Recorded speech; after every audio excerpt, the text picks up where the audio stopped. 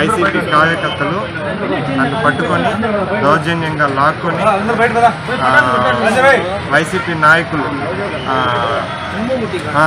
State జానపద corporation chairman MP గారైన వాళ్ళ ఇంటికి తీసుకొని వెళ్ళి నాగభూషణం గారి ఇంటికి తీసుకొని వెళ్ళి అక్కడ నాతో కొద్దిగా మిస్బిహేవ్ చేసి దౌర్జన్యం చేసి బూతులు మాట్లాడి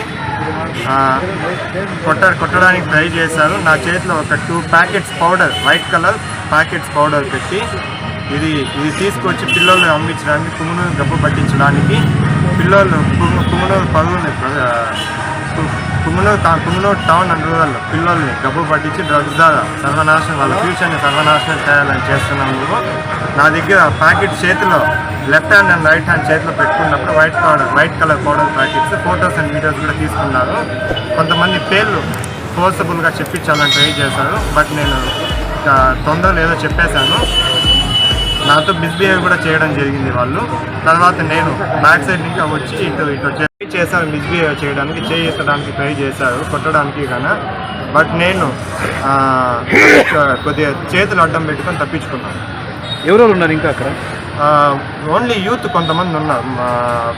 పర్టికులర్గా ఆ కమ్యూనిటీని చెప్పడానికి వీల్లేదు. కొంతమంది